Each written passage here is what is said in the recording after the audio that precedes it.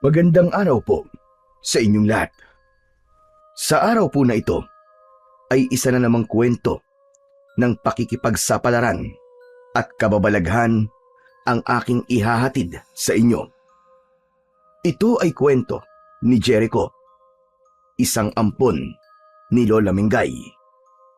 Kalupitan at pagmamaltrato ang nararanasan ng bata sa matandang kumupkup sa kanya.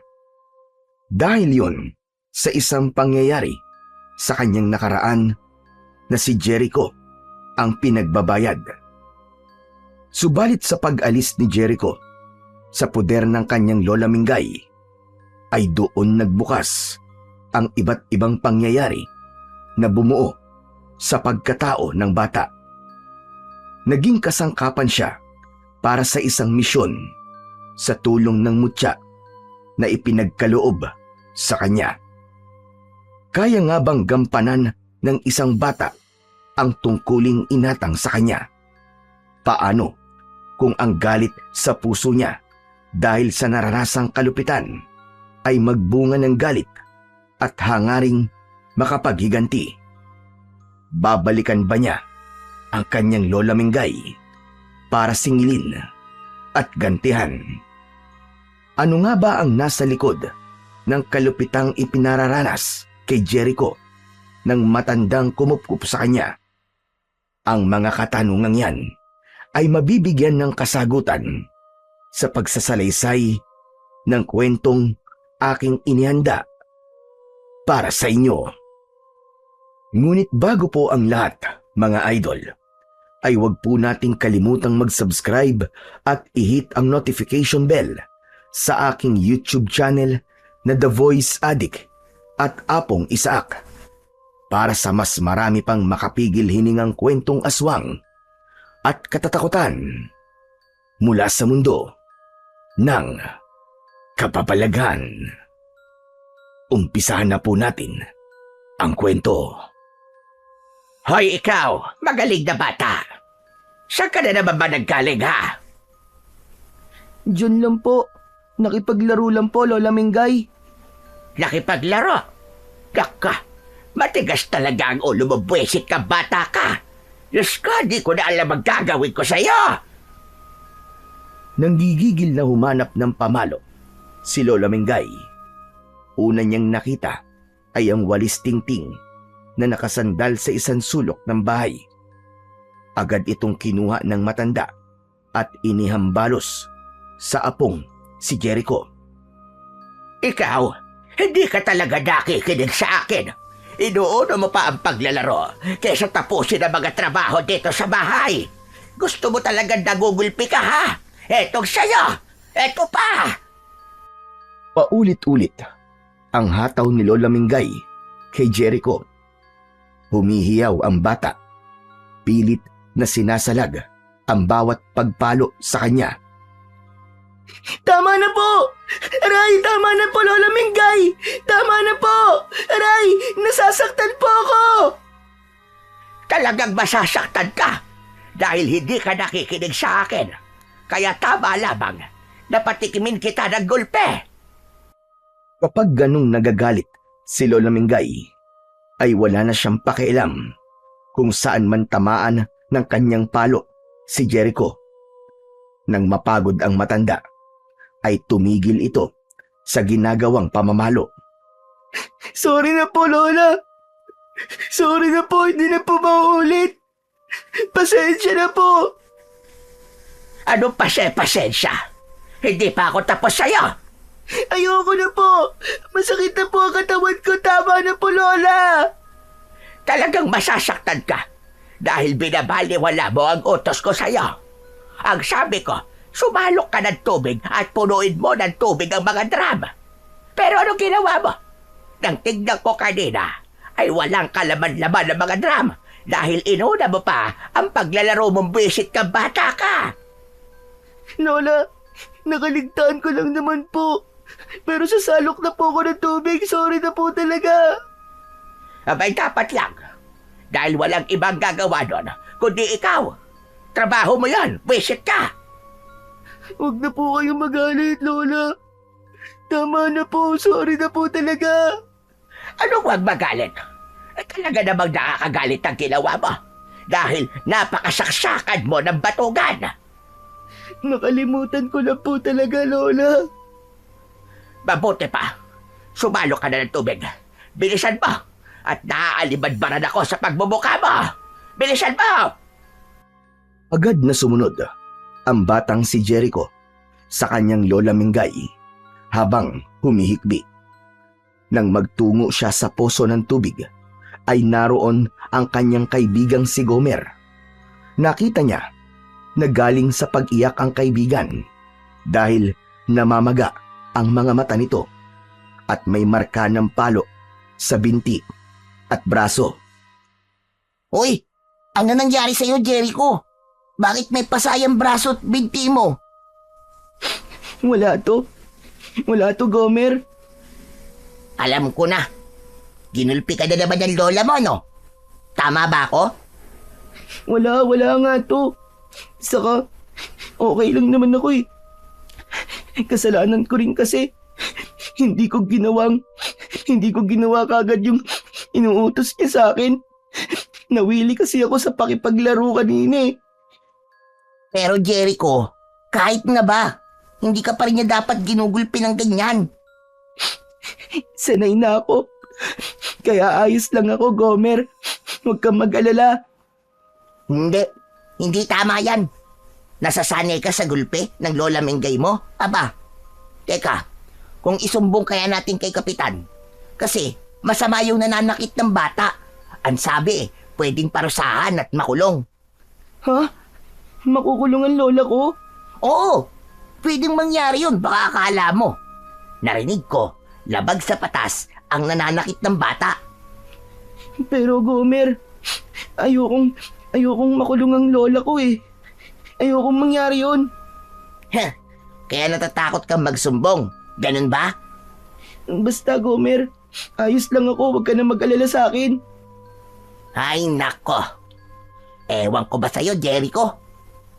Teka nga, bakit ba madaling magalit sa'yo ang lola mo? Tapos, kapag nagagalit, sinasaktan ka kagad. Ganun talaga si Lola Mingay eh. Madali kasing uminit ang ulo niya. Baka naman, nasasaniban na ng masamang espiritu ang lola mo. Kaya ganun siya. Ha?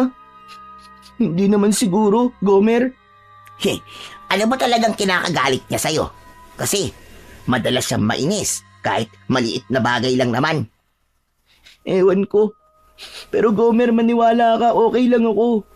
Sanay na talaga ako sa pamamalo niya sa akin. Teka lang ha, kung lagi ka nalang sinasaktan ng lola Mingay mo, may tanong ako sa'yo, Jericho. Ano yun, Gomer? Huwag kang magagalit ha. Totoo ka bang apo ng lola Mingay mo? Biglang natahimik si Jericho. Kinapa sa kanyang isip kung ano ba ang isasagot sa tanong ng kaibigan. Oo naman. Apo ko ni Lola Mingay. Tunay niya akong apo. Bakit ang dalas kanyang saktan? Sabi ko nga sa'yo, ganun lang siya. Pero, sure ako, na apo talaga ako ni Lola Mingay. Okay, sabi mo eh. Ay siya nga pala. Halika na, maglaro na tayo. Doon tayo malapit sa ilog. May mga lumalangoy doon. Hindi pwede, Gomer eh. Kailangan ko pang punuin yung drum. Saka na lang, Gomer. Ay nako, sige na nga. Buti pa, tulungan na lang kita sa pagsalok ng tubig. Matapos tulungan ni Gomer ang kaibigang si Jericho, ay umuwi na siya sa kanilang bahay. Dinatnan ni Gomer ang kanyang tatay na si Mang Doming na abala sa paghahasa ng itak na ginagamit sa bukid. Tay, ba't pinapatalas niyo po ng gusto yung itak niyo? Para kapag may sumalbahay sa atin, at yak, putol kagad ang leg niya. Bakit po itay? Meron po bang sasalbahay sa atin? Kaya niyo po pinapatalas yan? Sa ngayon wala pa naman. Pero may mga pagkakataong bigla na lamang may naliligaw na kung anong nilalang. Gaya ng iba't ibang maligno. O kaya naman ay isang aswang. Ha? Aswang po? Oo, sila yung mga nilalang na bigla na lamang nagpapakita mula sa daigdig ng dilim, nanggugulo at nambibiktima ng mga tao. Kung ganun po pala, ang lola ni Jericho ang dapat na unang kunin at maging biktima ng aswang. Oh, ba't naman nasama sa usapan natin ang Lola Mingay ng kaibigan mo? Kasi po, masama po ang lola niya. Gaya kanina, nang magkita po kami ni Jericho. Aba, kalain niyo po, may sugat at pasana naman siya. Sinaktan na naman ang lola niya. Ganun na nga po, Tay. Ay nako, hindi pa rin talaga tumitigil ang matandang yun sa pananakit sa kanyang apo. Oo nga po eh. Ang sama po ng lola ni Jericho. Sabi ko nga, isumbong na lang sa barangay eh. Kaso, ayaw naman niya. Alam mo kasi anak, mahal kasi ng kaibigan mo ang lola niya. Dahil nga kapag sinumbong yun, tsak makikialam ang barangay at pwedeng makulong si Lola Mingay. Kaya nga po eh, yun ang sabi ko sa kanya eh. Pero ayaw umayos ng lola niya. Naisip ko nga po, baka hindi niya totoong lola yun eh. Tinanong mo ba yun kay Jericho? Opo, pero sabi niya, tunay daw po siyang apo ng lola Mingay niya. Pero alam mo anak, naiisip ko na rin yan eh. Kaya lang ayaw kong makialam dahil wala tayong pake, kundi man apo ni Lola Mingay yan si Jericho. Ang tanging may pakialam lang tayo ay yung ginagawa niyang pananakit sa bata. Hindi na kasi tama yun. Oo nga po, kaya naaawa na po ako sa kaibigan kong si Jericho. Baka mamaya, dahil sa pananakit, kumapano po siya. Hayaan mo, kapag nakita ko sa Lola Mingay, ay susubukan ko na kausapin siya. Dahil gaya nga ng sinabi mo, kawawa talaga si Jericho. Masyado siyang naaabuso. Seryoso si Mang Doming sa kanyang sinabi sa anak na si Gomer. Dahil talagang naaawa na rin siya sa kalagayan ng kaibigan ng kanyang anak. Alam niya ang sitwasyon nito dahil minsan niya nang nakita ang bata na may sugat at mga pasa pagkatapos gulpihin ng kanyang lola. Minsang naglalakad si Mang Doming nang makasalubong niya sa daan ang matandang babae. Agad niya itong kinausap. Lola Mingay, may lakad po yata kayo ah. Diyan lang, sa kabilang baryo. May pupuntahan lang ako. Mawalang galang na Lola Mingay. Pero hindi naman sa nakikialam ako. Kaya lang, meron lang akong gustong sabihin. Ano ba yon? Sabihin mo na at nagmamadali ako. Tungkol ho ito sa apo niyong si Jericho. Bigla agad kumunot ang noo ng matandang babae nang marinig ang pangalan ng kanyang apo. O bakit? Ano ang tungkol sa batang yon? May ginawa bang katarantaduhan? Abay kahit kailan talaga.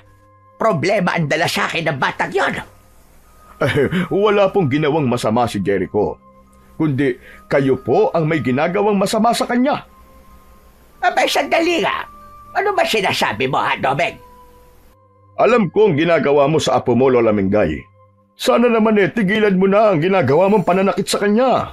Hindi na ho tama yun eh. Sandali nga. Tinuturoan mo ba ako, ha, Domeng? Gusto mo kong diktahan ng dapat kong gawin kay Jericho? Ay, hindi naman sa ganon. Kaya lamang, sobra nang ginagawa mong pananakit sa kanya. Dahil may ginawa siyang mali. Kaya dinidisiplina ko lamang. Yun lang yon. Tama naman po, wala naman pumipigil sa inyo na disiplinahin si Jericho. Pero hindi sa paraang ginagawa nyo. Aba, pinagmamalupitan nyo na ang bata eh. Ano ba sinasabi mo, ha? Mangyaring nakita ko ang mga pasa at sugat na napapala niya pagkatapos nyo sasaktan. Nakita rin yun ng anak kong si Gomer. Wala kayong pakialam sa gusto kong gawin kay Jericho. Dahil apo ko siya. Pero hindi ganun ang tamang pagdidisiplina, Lola Mingay. Yun ang paraan ko. Kaya wag mo akong pinangungunahan at pinakikialaman. Baka nakakalimutan nyo, Lola Mingay. Labag sa batas ang pananakit sa bata.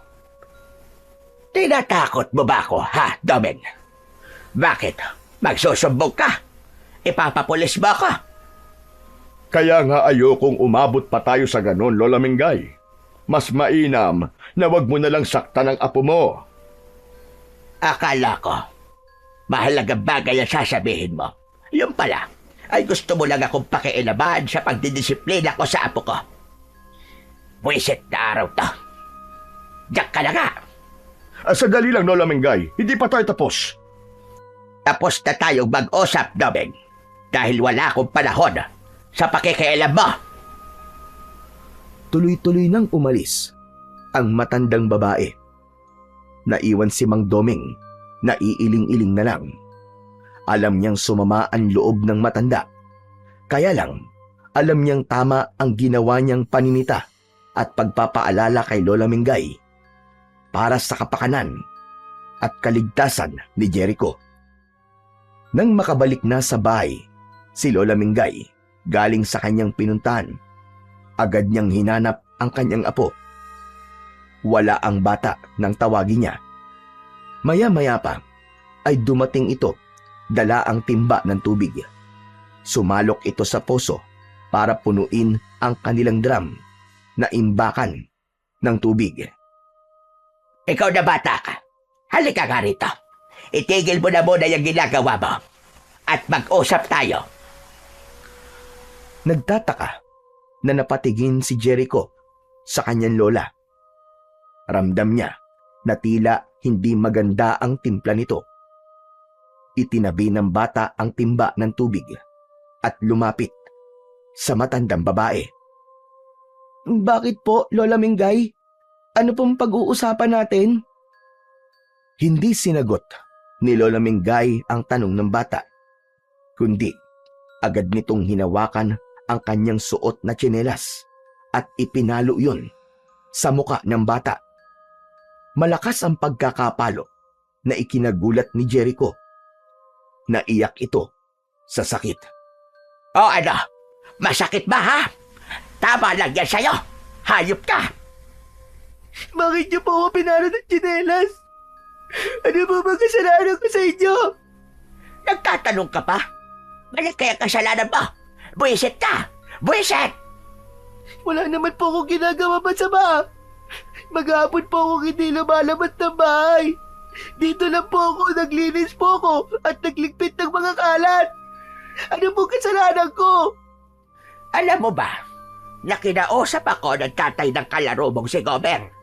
Nagagalit siya sa akin dahil sa ginagawa ko sa'yo. Walang hiya ka. Nagsumbong ka sa kanya, no?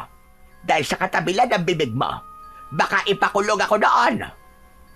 Hindi niya po gagawin yun, Lola. Anong hindi? Sinabihan na nga ako. Ay, naku, buwisit ka. Dahil sa katabilan mo, kung sino-sinong nakikialam sa akin. Nanggigigil sa galit si Lola Mingay. Hindi niya napigilan ang sarili at nasaktan muli nito ang batang si Jericho. Gamit ang hawak na tsinelas ay paulit-ulit na malakas na inihataw yun sa braso, binti at maging sa muka ay hindi nakaligtas ng pananakit ng matandang babae. Walang nagawa ang bata kundi ang umiyak at sumigaw sa bawat tama ng tsinelas sa iba't ibang bahagi ng kanyang katawan. Aray! Tama na po, Lola! Tama na po! Ang sakit po! Tama na po! Tama na po, Lola! Tama lang yan. Sa gaya mong mahilig magsumbong kung kanina. Gusto mo yatang ipahabak ako? Pwes, bago pa ako mapahabak, mananagot ka muna sa akin. Buwisit ka talaga. Napuno ng pasa ang buong katawan ni Jericho. Tumigil lamang si Lola Mingay nang makaramdam siya ng pagod sa ginawang pananakit sa bata. Nang gabing yun, ay hindi na rin naghapunan si Jericho. Hindi rin kasi siya pinakain ng kanyang lola. Dahil gutom, ay hirap makatulog ang bata. Iniinda ang sakit ng katawan dahil sa tindi ng palo na napala mula kay Lola Mingay. Sa pagkakataong yun, ay naisip ni Jericho ang sinabi sa kanya ng kaibigang si Gomer. Baka nga hindi siya tunay na apo ni Lola Mingay dahil ganun na lamang kung siya ay saktan. Lalo na't nakikita niya ang ibang mga bata na hindi naman ganun kung saktan ng kanilang lola o mga magulang. Sa halip ay inaalagaan pa nga at ibinibigay ang gusto. Bagay na hindi niya nakita at naramdaman sa kanyang Lola Mengay. Dahil mula nang magkaisip siya, ay wala siyang ibang naramdaman kundi galit at pananakit galing dito. Samantala, sa kanyang higaan ay hindi rin dalawin ng antok si Lola Mengay. Alam niyang napasobra ang pananakit niya sa bata, pero hindi niya yun pinagsisisihan dahil ang ginagawa niyang pananakit kay Jericho ay bahagi ng kanyang paghihiganti. Yun ang katotohanan sa ginagawa niyang pagpapahirap sa bata. Hindi niya makakalimutan ang isang pangyayari na hanggang ngayon ay bitbit niya sa kanyang dibdib. Matagal na panahon na ang dumaan, pero ang hapdi ay nakapirmi. Kaya sa tuwing makikita niyang nasasaktan si Jericho, pakiramdam niya ay nakakaganti siya. Saglit na munang kinilimutan ni Lola Mingay ang kanyang iniisip.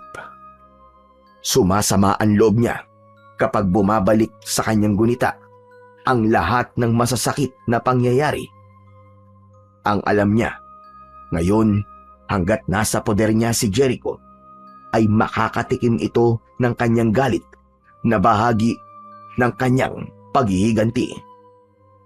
Subalit kanino nga ba naghihiganti si Lola Mengay? At ano ang kinalaman ng batang si Jericho sa galit na nararamdaman ito? Samantala, hindi na kayang tiisin ni Jericho ang ginagawang pananakit ng kanyang Lola Mengay. Tumanim sa isipan niya na posibleng hindi nga siya tunay na apo nito dahil sa ginagawang pangmamaltrato sa kanya. Kaya nagpasya ang bata na aalis siya sa poder ng kanyang lola. Kaya lamang wala siyang tiyak na pupuntahan maliban sa mga taong alam niyang nagmamalasakit sa kanya. Oh, Jericho! Anong ginagawa mo dito sa likod ng bahay namin? Kanina ka pa ba rito? Gomer, kagabi pa ako rito. Ano ka mo? Kagabi ka pa? Saan ka natulog? Pambihira ka naman, oo. Diyan, sa kubo nyo nalagayan ng mga panggatong nyo. Aba, malamok dyan, Jericho. Saka may mga manok pa. Ayos lang yun. Nagsawa rin naman ang mga lamok sa pagkagat sa akin eh. Diyos ko naman. Halika, Jericho, pumasok ka muna dito sa bahay namin. Nagluluto ng almusal si tatay. Tara, dali. Nakakahiya, Gomer eh. Ano bang nakakahiya? Basta, halika, dali. Sumama ka sa akin. Tara na. Isinama ni Gomer ang kaibigan sa loob ng bahay. Tapos nang magluto ng almusal si Mandoming, sinangag at itlog ang kanyang iniluto para sa kanila ng anak niyang si Gomer. Oh, nandito pala si Jericho. Ang aga mo yata. May pupuntahan ba kayo ni Gomer? Wala, tay. Wala po kaming pupuntahan. Pero alam niyo, tay, sabi sa akin ni Jericho, kagabi pa raw siya doon sa labas. Doon po siya natulog sa tambakan natin. Ano ka mo? Aba, ibig sabihin, umalis ka sa inyo? Opo, Mandoming. Ayoko na po sa bahay namin. Ayoko na pong masaktan uli ako ni Lola Mingay. Ay, kung sa bagay. Kahit sino naman ay makakaisip na umalis kung ganyan ang ginagawa sa'yo. Tay, pwede po bang dito na lang po si Jericho sa atin? Abay, oo naman anak, pwede. Kesa naman dun sa lola niya na walang ginawa sa kanya araw-araw kundi ang gulpihin siya.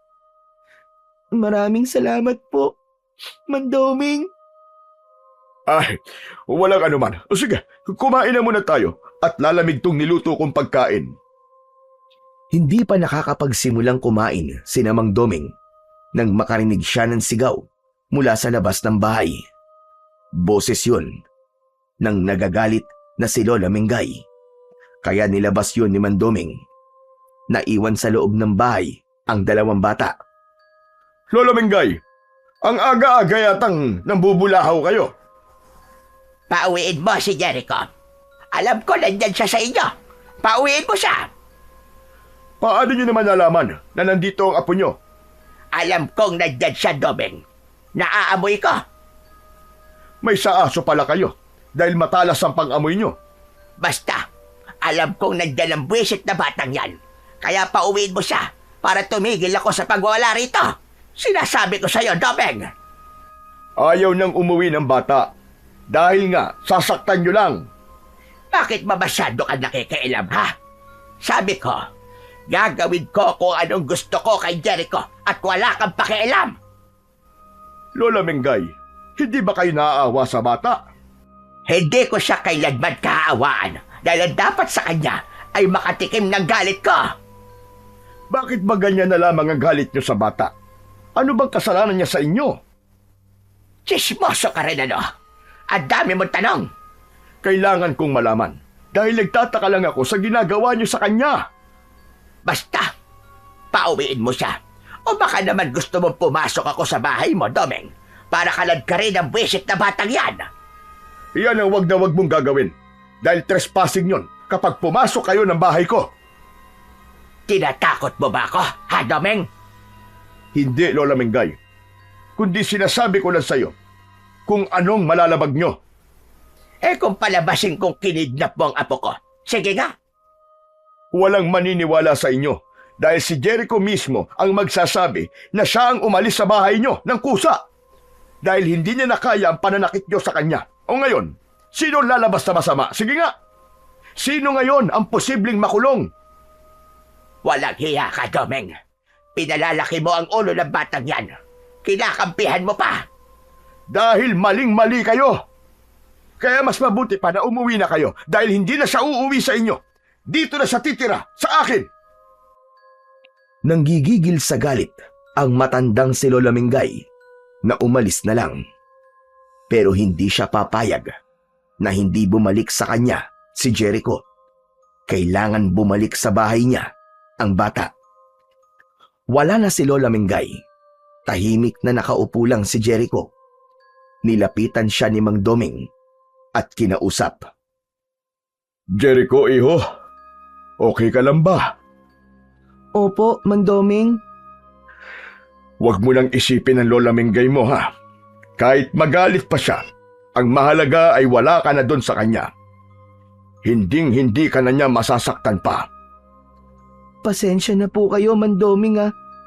Pati po kayo nadadamay sa galit ng lola ko. Ay, huwag mong intindihin yon. Basta nandito lang kami palagi ni Gomer para sa'yo. Handa kaming tulungan ka. O halika na, kumain na muna tayo. Naistorbo tuloy ang pagkain natin. Samantala, sa bahay ni Lola Mingay ay hindi mapakali ang matandang babae. Hindi niya hahayaang manatili si Jericho sa bahay ni Mang Doming. Mahalagang makabalik sa kanya ang bata. Dapat may gawin siyang paraan upang makuha si Jericho. Kaya nang sumapit ang gabi, ay naghanda si Lola Mingay. Pinagplanuhan niya kung paano makukuha ang bata sa poder ni Mang Doming. Hating gabi nang umalis ang matandang babae sa kanyang bahay, tahimik at mahimbing na natutulog ang mga naroon sa bahay ni Mang Doming. Nagawang buksan ni Lola Mingay ang pinto ng bahay at nakapasok siya sa loob. Marahang lumapit sa natutulog na si Mang Doming katabi ang anak na si Gomer. Kinuha ang isang maliit na bote na nasa bulsa ng suot na damit. Binuksan yun at ipinaamoy sa natutulog na mag-ama. Dahil sa ipinaamoy, lalong naging mahimbing ang pagtulog ng mga ito. Sa kanya nilapitan si Jericho na natutulog. Tinapik ni Lola Mengay ang bata at agad namang nagising ito. Nanlaki ang mga mata ni Jericho nang makita ang kanyang Lola Mengay. Takang-taka ito kung bakit naroon ang matandang babae. Hoy! Bumangon ka riyan! Bilisan mo! Pero, Lola, Sabi ko bumangon ka at sumama kang pauwi! ayoko na pong umuwi, Lola. Ayoko na po. Matigas ka na, ha? Mahigpit na hinawakan ng matandang babae ang braso ni Jericho. Nasaktan ang bata sa ginagawang paghila ng kanyang lola. Sa ginawang pandidilat ng mga mata ay natakot ito kaya walang nagawa kundi ang sumunod sa kanyang lola. Napatingin si Jericho kina Mandoming at Gomer. Nakita niyang tulog na tulog ang mga ito. Ano pong ginawa niyo kay naman, Doming? Wala ka ng pakialam doon! Pinatay niyo siya? Hindi! Pero kung di ka sasama, baka patayin ko sila! Huwag po. Mababait po sila, Lola. Kaya nga kung ayaw mo may mangyaring masama sa kanila, ay mas maigi pa kung sasama ka na lang sa akin. Saka ginawa ko lang, mahimbing ang tulog nila. Bilisan mo na at kailangan na nating umuwi. Halos kalad ka rin ni Lola Mengay si Jericho. Naging sunod-sunuran naman ang bata sa kanyang lola. Para na rin yun sa kaligtasan ni Mang Doming. Subalit nang makarating sa bahay, ay umiyak si Jericho. Oh, anong iniinarte-inarte mo dyan? Tumigil ka! Ayoko marinig ang iyak mo! Tumigil ka! Sana po, hinayaan niyo na lang po ako kay naman, Doming. Hindi ka ba marunong mahiya? Bakit ka doon titira? Kamag-anak ka ba niya? Ayoko na po kasi dito. Hindi ko na po kaya. Alin ang hindi mo kaya? Alin ang hindi mo kaya? Yung nasasaktan ka? Yung ba, ha? Opo. Kasi, yung ibang mga bata po, hindi naman sila sinasaktan ng kanilang lola. Pero kayo po, palagi niyo po akong sinasaktan. Iba sila. Iba ako. Kaya wag mong ikukumpara ang sarili mo sa ibang bata. Apo niyo po ba talaga ako? Tama na kakatanong ng mga walang kwentang bagay. Basta ayokong uulitin mo ang ginawa mong pag-alis. Naiintindihan mo ba? Hindi sinagot ni Lola Mengay ang tanong ng bata. Kaya hindi maalis sa isipan nito na posibleng hindi nga siya tunay na apo. Sa kayon ang katotohanan. Hindi apo, kundi ampon ni Lola Mengay si Jericho. Subalit ano nga bang dahilan ng ginagawa niyang kalupitan sa bata? Masaya noong namumuhay si Mengay kasama ang asawang si Donato at nag-iisang anak na si Lenny. Pagtatanim ng mga gulay ang trabaho ng asawa ni Mengay. Simple lang ang kanilang pamumuhay at kontento na sila. Sa ganoon, ang mahalaga sa kanila ay magkakasama sila. Isang antingera si Mengay, kaya nga lamang ay pinili niyang itigil na ang kanyang pagiging antingera para sa katahimikan ng kanyang pamilya. Bagay na sinang-ayunan ng asawang si Donato. Subalit dumating ang pagkakataon na may grupo ng mga aswang na biglang sumalakay sa kanilang lugar. Ang target ng mga ito ay kunin kay Mengay ang iniingatan nitong mutya. Subalit hindi niya yon basta maaaring isuko, lalo na't ang pagsuko ng mutya ay mangangahulugan ng lalo pang paglakas ng kapangyarihan ng mga aswang. Dahil ang mutyang hawak ni Mengay ay may dalawang muka. Kapag mabuti ang puso ng mag-iingat dito, ay magiging mabisa para gamitin laban sa kasamaan. Subalit kung masama at itim ang budhi ng magtataglay nito, ay lalo lamang palalakasin nito ang paggawa ng kasamaan at paggasik ng kadiliman.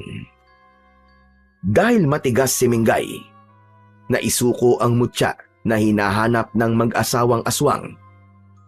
Lahat ng paraan ay ginawa nito para lamang mapapayag si Mingay. Kinuha ng mag-asawang aswang ang kanyang asawa at anak, kapalit ng mutya na iniingatan niya. Kaya lamang, hindi na matandaan ni Mingay kung saan lugar ba niya ibinaon ang mutya na kanyang itinago, kung saan-saan na siya nagukay upang hanapin yun.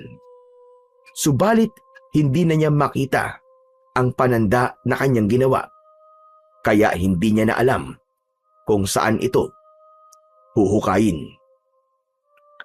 Inakala ng mag-asawang aswang ay nagmamatigas si Mingay at walang planong isuko ang mutya.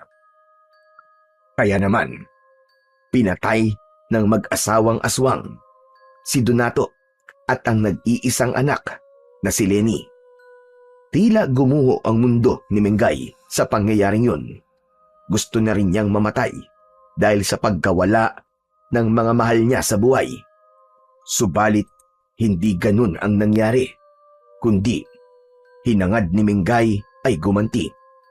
Hanggang sa nagkaroon siya ng pagkakataon na makuha ang sanggol pa lamang na anak ng mag-asawang aswang na pumatay sa kanyang mag-ama. Inilayo niya ito at siya ang nagpalaki. Ito nga ay ang batang si Jericho. Kaya nga lamang ay hindi naging mabuti ang pagtrato niya sa bata, kundi pinagmamalupitan niya ito dahil pakiramdam niya ay nakakaganti siya sa mga magulang nito. Wala rin siyang planong patayin ng bata dahil alam niyang hahanapin ito ng kanyang mga magulang. Sakaling magkita sila at magkaharap-harap ng mga magulang ni Jericho, ay siya ang papatay sa mga ito dahil ang kamatayan lamang ng mga magulang ni Jericho ang magpapatahimik sa kanya. Dapat magkaroon ng hustisya ang naging kamatayan ng mga mahal niya sa buhay. Natapos ang pagbabalik ng gunita ni Lola Mingay sa kanyang nakaraan. May luha sa kanyang mga mata na minsan pang balikan ang lahat. Napatingin siya sa batang si Jericho na natutulog. Pasensya ka na, Jericho. Mahirap din sa akin na lagi kitang nasasaktan. Kaya lamang, hindi ko mapigilan ang sarili ko. Lalo na kapag naaalala ko na ang mga magulang mo ang dahilan kung bakit maagang nawala ang pinakamamahal kong asawa at anak. Hindi pa rin nawawala sa puso ko ang sakit at galit sa mga magulang mong may kagagawan ng lahat. Bagamat medyo matagal na rin yun, nasa 10 taon na ang nakakalipas, ramdam na ramdam pa rin ni Lola Mingay ang sakit na nananatili sa dibdib niya. Hindi siya makaalpas sa masakit na alaalang yon. Samantala, kinabukasan ay ganun na lamang ang pagtataka ni Mang Doming nang makita nilang wala na sa kanilang bahay si Jericho. Wala rin silang maalala sa mga nangyari. Parang napakahimbing ng naging pagtulog natin kagabi, anak. Oo nga po, itay eh. Si Jericho, nawawala siya. Nasaan kaya siya, tay? Umalis na hindi nagpaalam sa atin. Di kaya bumalik na sa lola niya? Pero tay, sabi niya po, ayaw niya na po ron eh. Di na raw po siya babalik doon. Eh baka naman biglang nagbago ang isip, kaya umuwi siya habang natutulog tayo. Ang labo naman ni Jericho. Hayaan na lang natin siya, anak. Wala tayong magagawa kung mas gusto ni Jericho ang bumalik sa lola niya. Tay, aalamin ko kung nagbalik nga doon si Jericho. Ikaw ang bahala, anak. Nang araw ding yon, ay nagtungo si Gomer sa bahay ni Lola Mingay. Tama ang kanyang ama na nagbalik nga roon si Jericho. Gusto sana niyang kausapin ang kaibigan, kaya lamang ay hindi siya makalapit dahil tila binabantayan ito ng matanda. Subalit nagtiyaga si Gomer na maghintay hanggang nakita niyang papaalis na ng bahay ang lola ni Jericho. Kaya lamang nang makalabas ito ng bahay ay nakita niyang mahigpit na isinara ang bintana at pinto upang matiyak na hindi makakalabas si Jericho. Nagkukubli noon si Gomer sa likod ng isang malaking puno. Ilang metro ang layo sa bahay ng kaibigan. Grabe, ang salbahe talaga ni Lola Mengay. Ngayon naman, kinukulong na niya si Jericho para hindi makalabas. Mamaya, kapag wala nang matandang salbahe na yan, ay lalapit ako sa bahay nila. Nang ganap ng makalayo, ang matanda ay nagmamadalingang lumapit si Gomer papunta sa kubo nito. Tinawag nito ang kaibigan na nasa loob. Gomer? Gomer, ikaw ba yan? Oo, Jericho, ako nga ito. Salamat at pinuntahan mo ako rito. Ikinulong ako ng lola ko para hindi na ako makalabas. Baka kasi umalis uli ako eh. Teka nga, ano ba nangyari? Bakit andito ka na naman? Di ba sabi mo ayaw mo na dito? Ang labo mo naman. Kagabi kinuha niya ako habang natutulog kayo. Nagtataka nga ako dahil hindi kayo nagigising. Yun na nga yung pinagtataka namin ni tatay Bakit sobrang himbing ng tulog namin kagabi? May ginamit siya para maging mahimbing ang tulog nyo. Dapat hindi ka nalang sumama para umuwi dito. Hindi maaari, Gomer, kasi nga baka kung anong gawin sa inyo ni Lola Mengay. Ano ka mo? May gagawin siyang masama sa amin ng tatay ko? Oo, yun ang sabi niya sa akin eh. May gagawin siya sa inyo ng tatay mo kundi ako sasamang umuwi. Tinatakot ka pala niya. Paano kung totohanin niya, Gomer? Saka ayoko may masamang mangyari sa inyo, Gomer. Salamat, Jericho Kaya pala kahit ayaw mo bumalik ka rito para sa kaligtasan namin ng itay ko, ay ginawa mo. Hindi ko hahayaang mapahamak kayo. Kasi kayo na lang ang nagmamalasakit sa akin eh. Paano yan, Jericho? Paano ka ngayon? May hihilingin sana ako sa'yo, Gomer. Ano yun? Sabihin mo lang. Buksan mo ang pinto o kaya bintana para makaalis ako dito. Ha? Sigurado ka ba? Oo, kailangan ko makaalis dito. Isang ka naman pupunta. Hindi ka na pwede sa bahay namin. Alam ko yun. Saka ayoko na ring madamay pa kayo ng tatay mo sa problema ko. Sige na, Gomer. Pakawalan mo ako dito. Saan ka nga muna pupunta? Kahit saan. Basta, dun sa lugar na hindi na ako masusundan pa ni Lola Mengay ko. Kaya nakikiusap ako sa'yo, Gomer. Tulungan mo ako makalabas dito. Sige na. Oo, sige. Teka lang, gagawa ako ng paraan. Nakakandado ang pinto, maging ang bintana ng bahay. Kaya hindi madali para kay Gomer na mabuksan yun. Humanap siya ng bato o kaya ay bakal na maaaring gamitin upang matanggal sa pagkakalak ang kandado sa pinto ng bahay. Isang bato ang kinuha ni Gomer at pinagtiyagaang pukpukin ang kandado upang matanggal yon at mabuksan ang pinto. Hindi naman nabigo si Gomer. Nagawa niyang alisin ang kandado ng pintuan. Nagmamadaling lumabas si Jericho at magkasama ng umalis ang dalawang bata. Nagtungo sila sa isang masukal na lugar upang doon ay magtago. Nag-aalalang biglang dumating si Lola Mengay. Maraming salamat sa tulong mo, Gomer, ha? Wala yun, Jericho. Alam mo namang hindi kita pwedeng pabayaan Kailangan ko nang umalis. Teka, Jericho, saan ka ba pupunta talaga? Ewan ko. Hindi ko rin alam. Siguro kahit saan na lang, basta't makalayo lamang ako sa lola kong malupit. Pasensya ka na, Jericho Hindi ka na pwede sa bahay namin. Okay lang, naiintindihan ko yun. Kung doon uli ako pupunta sa inyo, Chuck, guguluhin lang kayo ng lola ko. Madadamay pa kayo. Basta, Jericho, mag-iingat ka palagi Oo, sana magkita uli tayo, Gomer. Sana nga. Nag-peace bump pa at nagyakap ang dalawang bata bago tuluyang naghiwalay. May lungkot sa bawat muka ng dalawa dahil ang paghihiwalay nilang yun ay wala ng katiyakang magkikita pa silang muli. Ano ka mo? Tinulungan mo makalabas ng bahay si Jericho? Opo, Tay. Kasi po, ikinulong siya ng Lola Mengay niya. Ang sama talaga na matandang yun. Sagad na sa buto ang kasamaan niya. E paano ngayon si Jericho? Saan siya pupunta? Hindi po rin niya alam eh. Ang mahalaga lang po sa kanya ay makalayo na po sa kanyang lola. Tiyak lalong magagalit yun kapag nalamang nakatakas si Jericho. Dahil nga sa nangyaring pagpapatakas ni Gomer kay Jericho, ay muling binulabog ni Lola Mengay ang bahay ni na Domeng. Ang kulit nyo rin talaga, Elo. Ang kakapal ng pagbubuka nyo. Bakit, Lola Mengay?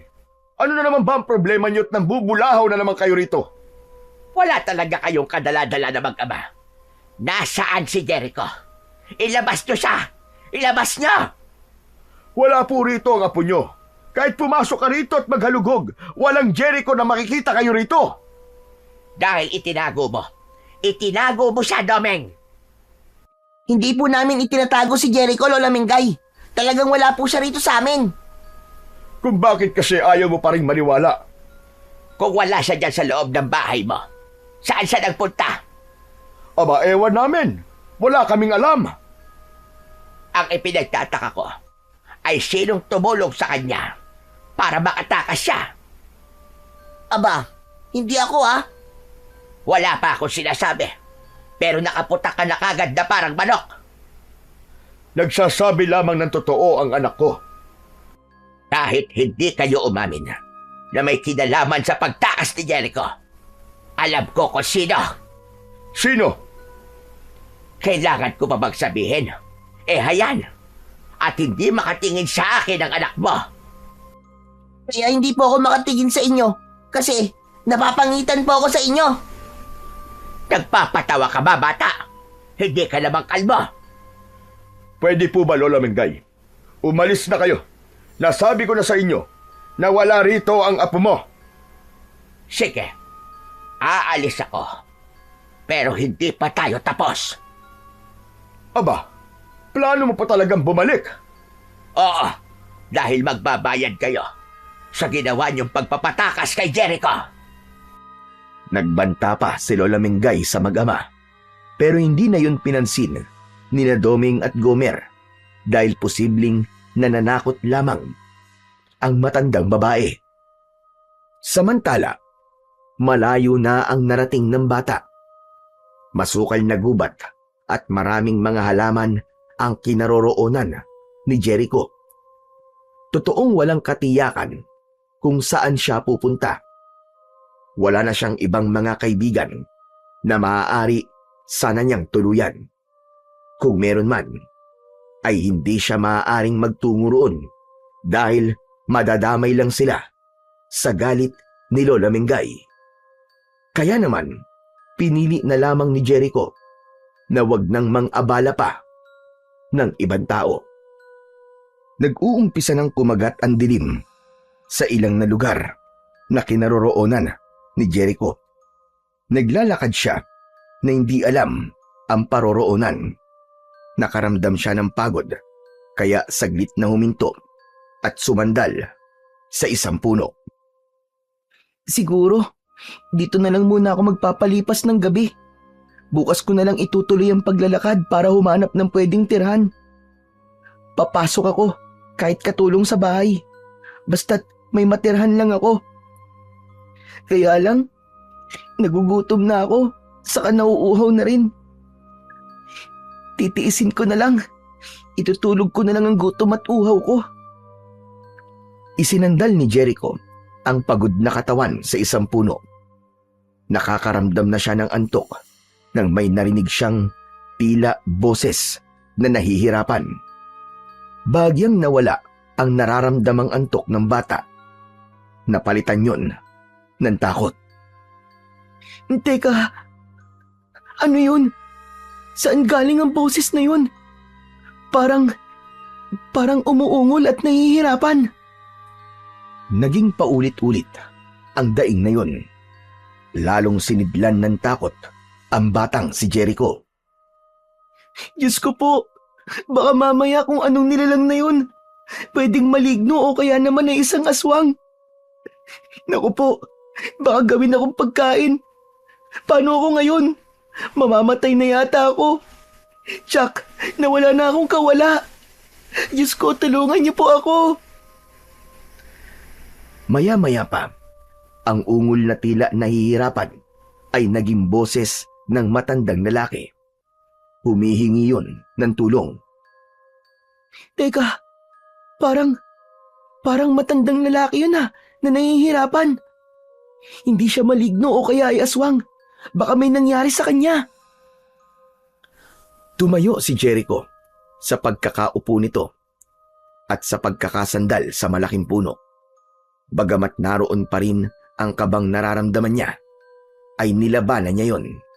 Lalo na't mas matimbang sa isipan niya na makita ang matandang lalaking humihingi ng tulong para kanyang damayan.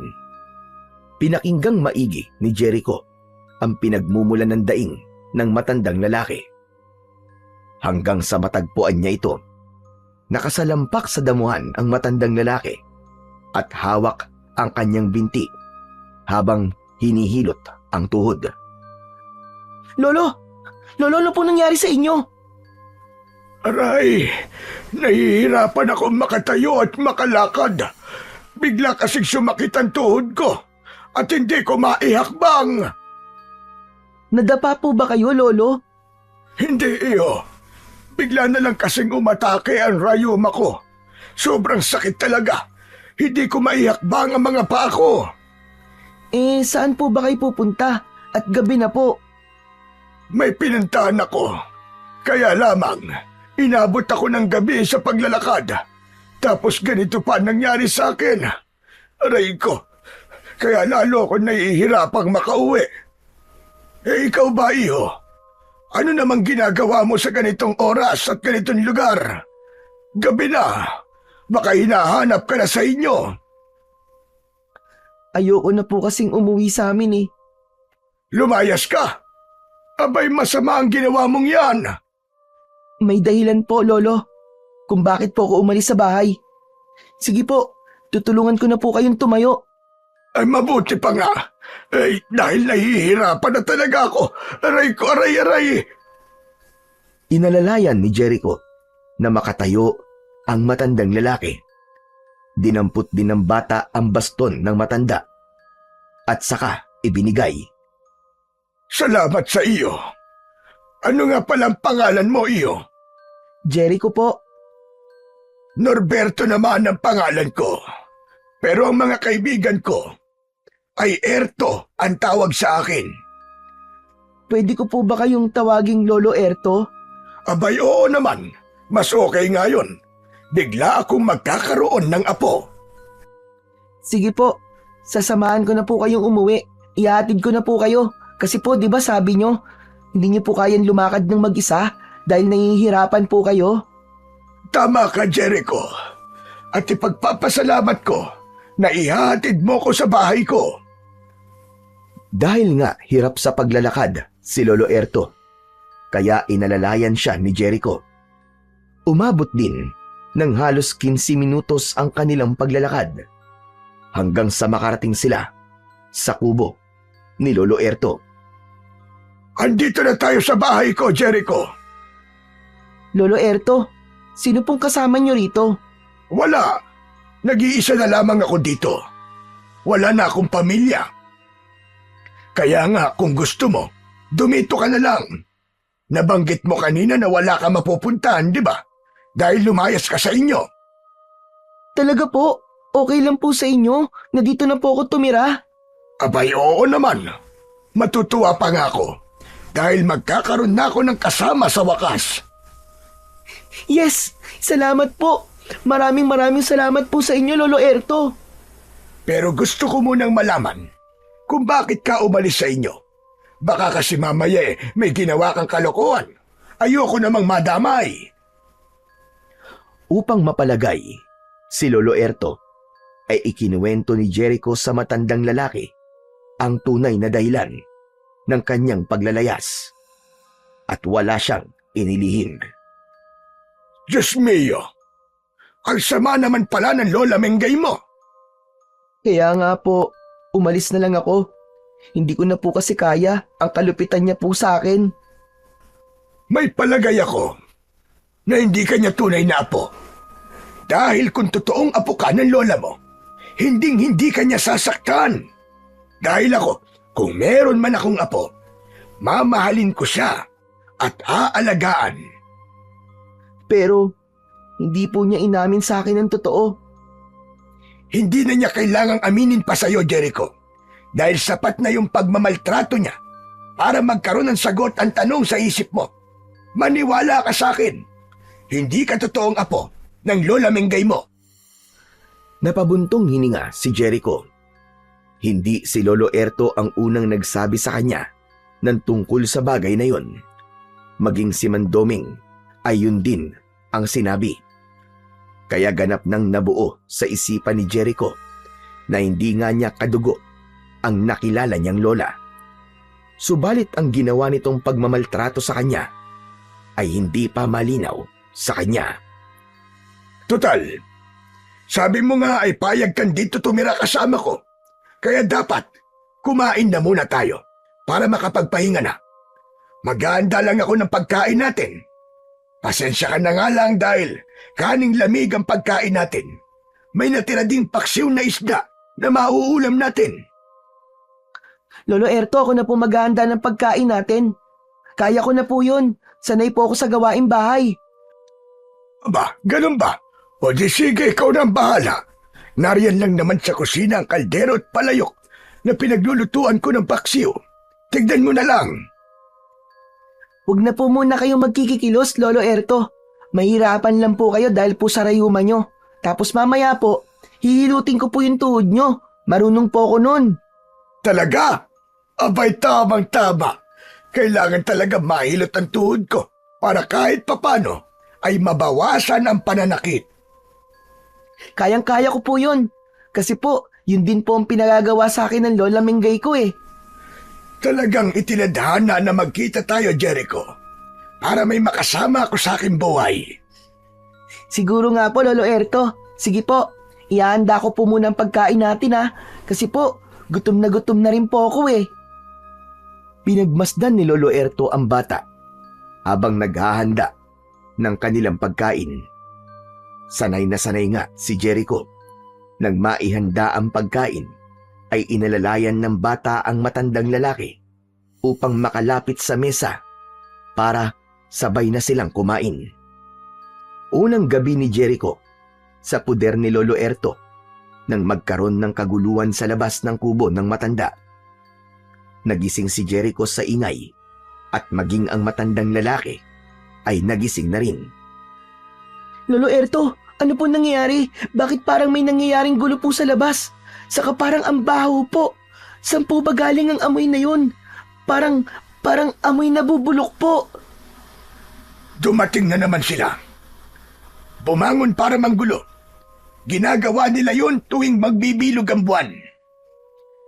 Ano po? Sino po ba sila? Ang mga amalanhig. Amalanhig? Ano po ba yun, Lolo Erto? Isang uri sila ng aswang. Mabuti pa, sumilip ka sa labas nitong kubo upang makita mo sila. Sumunod si Jericho sa sinabi ni Lolo Erto. Ganun na lamang ang panlalaki ng mga mata ng bata nang makita ang mga aswang na amalanhig na sinasabi nito. Hala! Mga zombie! Mga patay na nabuhay! Diyos ko, kadiri ang itsura nila. Naagnas na po ang mga katawan nila. Nakaramdam ng takot ang bata, kaya agad na lumayo sa may bintana. O ano? Nakita mo ba sila? Opo, Lolo Erto. Ganun pala ang itsura ng mga amalanig. Kadiri at nakakatakot. Naagnas ang kanilang balat. Tama ka. At naghahanap sila ng magiging biktima. Inililipat nila sa kanilang biktima ang kanilang pagiging aswang. Dapat po pala silang patayin, Lolo Erto. Sila ang uri ng mga amalanig na hindi basta-basta namamatay, kundi ang tanging makakapatay sa kanila ay nilalang na may taglay na mutya at may tapang para harapin sila. Po, sino po ba yun?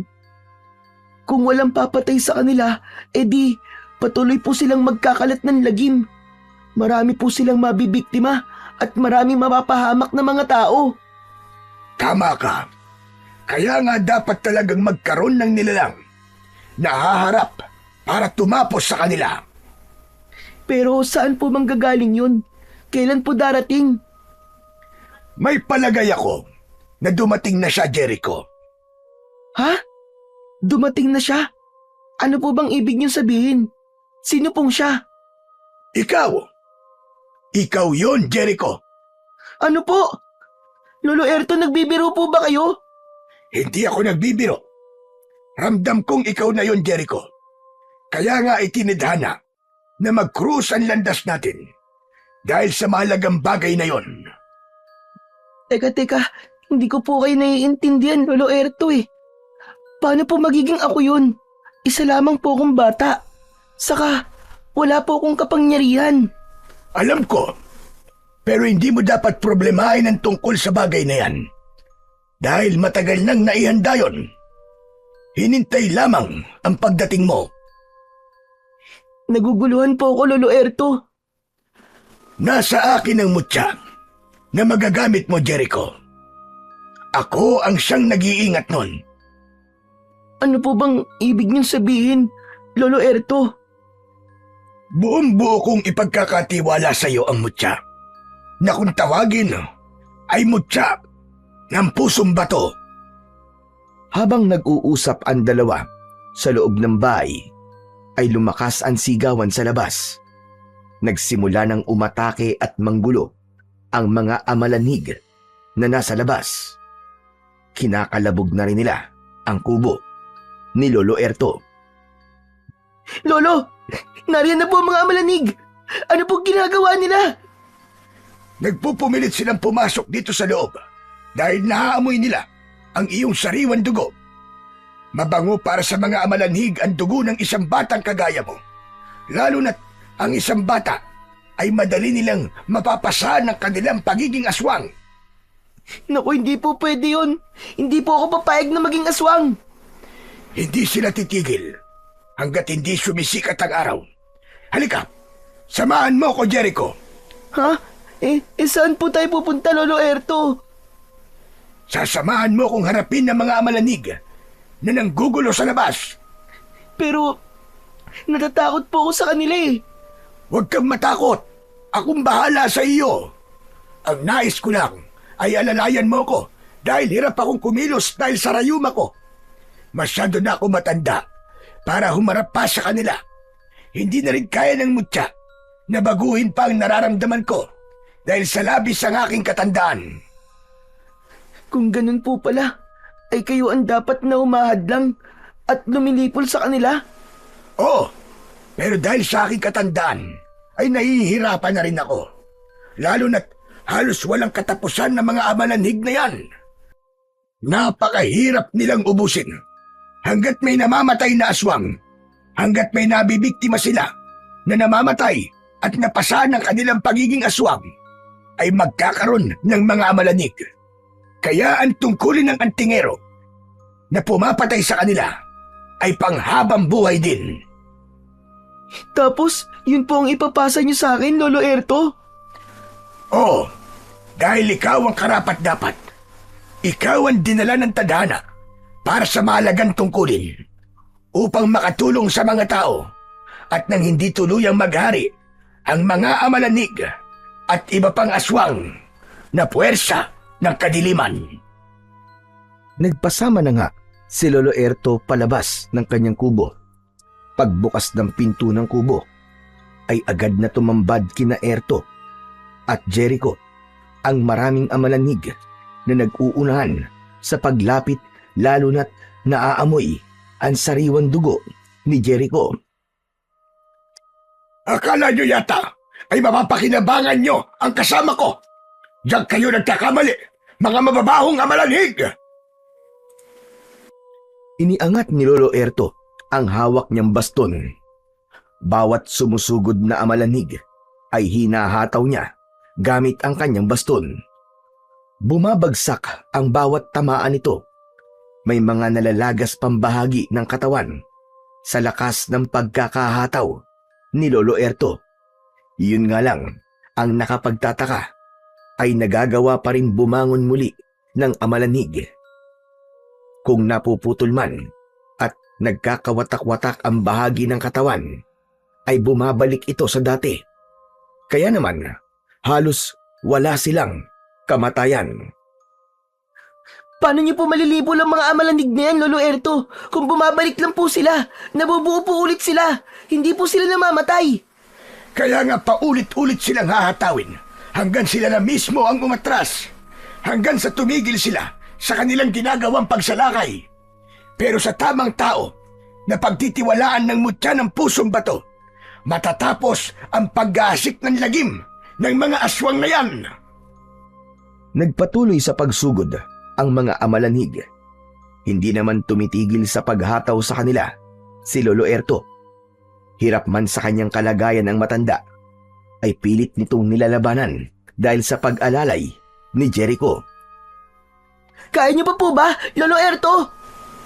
Kaya ko pa, Jericho. Basta't dito ka lamang sa tabi ko. Huwag mo kong iiwan. Pipilitin kong tiisin ang pananakit ng aking rayuma. Sige po, dito lang po ako. Aalalayan ko po kayo. Huwag ka ring matakot sa mga yan. Akong bahala. Hindi ka nila malalapitan. Hindi ka makukuha ng mga amalanig na yan. Pinapangako ko. Kitang-kita ni Jericho ang kasabikan at kahayukan ng mga aswang na kaharap nila. Gusto ng mga ito na dakmain siya, subalit hindi naman yun hinahayaan mangyari ni Lolo Erto. Huwag kayong makulit, mga mababahong amalanhig! Huwag niyong pakikialaman ng batang si Jericho! Umalis na kayo rito! Bumalik na kayo sa libingan kung saan kayo nanggaling! Walang naririnig ang mga nabuhay na patay. Subalit maya-maya pa ay biglang tumilaok ang manok. Wari, isang nakakabinging tunog yun para sa mga amalanig. Napahinto sila sa kanilang pagsalakay. Umurong sila at hindi na itinuloy ang paglapit kina Lolo Erto. Saka isa-isang bumago ng direksyon. Lumakad ang mga ito papalayo. Lolo Erto, umalis na po sila. Ang unang pagtilaok ng manok sa madaling araw ay hudyat na kailangan na silang bumalik kung saan sila galing. Babalik na po sila sa libingan, ganun po ba? Tama ka, Jericho. Hindi sila maaaring sikatan ng araw. Kamatayan yon para sa kanila. Matutunaw sila at hahalo sa lupa. Kung ganun po, init ng sikat ng araw pa lang maaaring lumipol sa mga amalanig. Tama ka. Yun ang kanilang lubos na kinakatakutan. Ganap nang nawala sa paningin ni na Jericho. Nang kanina lang ay napakaraming mga aswang na amalanig na umatake sa kanila. Ngayon ay bumalik na ang katahimikan, kaya pumasok na sa loob ng kubo ang dalawa. Pagod sila dahil sa mga nangyari. Kailangan na nilang magpahinga upang makabawi sa nawalang lakas. Samantala, saglit nating balikan ang Lola Mengay ni Jericho. Kagigising lang nito at nakasanayan na niya na paggising ay uminom ng kape. Jericho! Jericho! Ipagtimpla mo nga ako ng kape. Nakapag-init ka naman ng tubig. Baka mamaya yung mga drum hindi mo na naman nilagyan ng laman, ha? Walang sumagot sa kanyang pagtawag. Saka naisip ng matandang babae na wala na nga pala si Jericho. iniwan na siya ng batang matagal ding panahon niyang kasama. Naninibago si Lola Mingay na wala na ang batang lagi niyang nauutusan. Nakakapanibago na wala na si Jericho. Kagagawan ko rin naman kung bakit siya umalis. Dahil hindi nila kaya ang pananakit ko sa kanya. Kasalanan ko. Kung bakit kasi di ko rin kayang kontrolin ang sarili ko. Dahil kapag nakikita ko siya, bumabalik ang lahat ng galit sa dibdib ko. Nasaan na kaya ang batang yon? Mabibigo yata ako sa plano kong makaganti at mabigyan ng katarungan at sinapit ng aking mag-ama. Dahil wala na rito si Jericho, paano ko pa makikitang muli ang mag-asawang aswang na pumatay sa mga mahal ko sa buhay kung wala na rito ang kanilang anak? Dahil wala nang ibang aasahan pa si Lola Mingay, kaya napipilitan na siyang kumilos. Siya na ang tuwirang gagawa ng mga gawaing dati ay iniaasa niya sa bata. Kapag lumalabas ng bahay si Lola Mingay at nakikita nito si Gomer, ay hindi niya maiwasang hindi ito kausapin.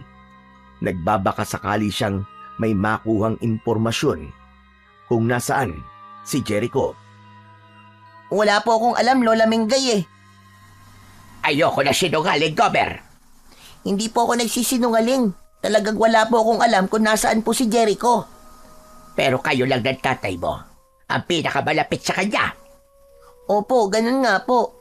Pero sabi nga po niya, mas maiging wala na rin po kaming alam. Kasi po, nadadamay lang po kami ni tatay sa galit niyo po sa kanya. Pero kapag nalaman ko na may inililihim kayo ng itay mo sa akin, mananagot kayo. Sabihin mo yan kay Dobeng. Natahimik na lamang si Gomer sa sinabi ng matanda. Hanggang ngayong wala na sa poder ni Lola Mingay si Jericho, ay hindi pa rin nagbabago ang ugali nito. Hindi na lang pinansin ni Gomer ang masamang ugali ng matandang babae. Sa isip niya, kahit may alam pa siya tungkol kay Jericho, ay hinding-hindi niya yun sasabihin kay Lola Mingay. Nasaan na nga kaya ang kaibigan ko? Sana okay lang siya. At sana magkita kaming muli. Samantala, pagkatapos ng naging pagsalakay ng mga amalanig sa bahay ni Lolo Erto, ay nagawa na ring sabihin ng matandang lalaki kay Jericho ang tungkol sa pagkakapili rito upang pasahan ng taglay na mutya. Seryoso ang matanda na gawin yon, lalo na't sadyang may edad na rin siya at nahihirapan na siyang ipagpatuloy pa ang tungkulin para harapin ang mga nilalang mula sa dilim. Gaya ng nasabi ko sa iyo, Jericho, ikaw ang mapalad na pagtitiwalaang mag-iingat ng mutya ng pusong bato. Mutya ng pusong bato? Oo, malaki ang maitutulong nito sa iyo, Apo. Isang supot na yari sa telang itim ang inilabas ni Lolo Erto. Mula sa loob nito ay kinuha ang isang batong buhay. Batong hugis puso? Tama ka, Jericho. Kung tawagin ito ay pusong bato, isang uri ng mutya na magbibigay sa iyo ng swerte at magagamit mo para labanan ang puwersa ng kasamaan. Lalo ang mga... Sigurado po ba kayo na ibibigay niyo po sa akin to? Oo naman. Dahil nga natitiyak kong itinadhana ka para pagtiwalaan ng mutya ng pusong bato. Hindi lang nagkataon ang pagkikita natin. Hindi ka lang basta ipinadala ng tadhana sa lugar kung saan tayong unang nagkita. Dahil ang lahat ng yon ay nakatakda. Kung talaga pong ibibigay niyo po to sa akin, buong puso ko po itong tatanggapin, Lolo Erto. Salamat naman kung ganon, Jericho. Kunin mo ang mutya ng pusong bato. Mula ngayon, ikaw na ang bagong mag-iingat nito. Salamat po, Lolo Erto. Alagaan mo yung maigi dahil sa pusong bato na yan ay nariyan din ang aking pagkatao. Po? Hindi ko po kayo maintindihan. Habang taglay mo yan, ay para mo na rin akong kasama. Pagkatapos kunin ni Jericho ang supot na may lamang mutya ng pusong bato na ibinigay ni Lolo Erto, ay ganun na lamang ang gulat ng bata dahil sa nangyayari sa matandang kaharap niya. Lolo Erto, ano po nangyayari sa inyo? Gamitin mo yan sa tama, Jericho. Kitang-kita ni Jericho ang pagbabago ni Lolo Erto. Unti-unti, nagiging bato ang matandang lalaki hanggang sa ang kabuuan nito ay naging isang malaki at matigas na bato. Lolo Erto! Lolo Erto! Ano po nangyari sa inyo? Lolo Erto! Wala nang maririnig pang sagot sa matandang kaharap ni Jericho dahil ganap na itong naging bato. Hindi maintindihan ng bata ang mga nangyari, pero isang bagay lang ang natitiyak niya. Ipinasa na sa kanya ang tungkulin nito. Isa na siyang antingero ngayon na may hawak na mutya ng pusong bato. Dahil sa nangyari kay Lolo Erto, ay nag-iisa na lamang sa bahay si Jericho. Isang matigas at malaking bato na lamang ang matanda na hindi na niya makakausap. Hindi agad siya umalis sa lugar na yon. Doon muna na malagi ng ilang araw ang bata. Sa bawat pagtulog niya sa gabi, ay nag-aantabay siya na muling sumalakay ang mga amalanig.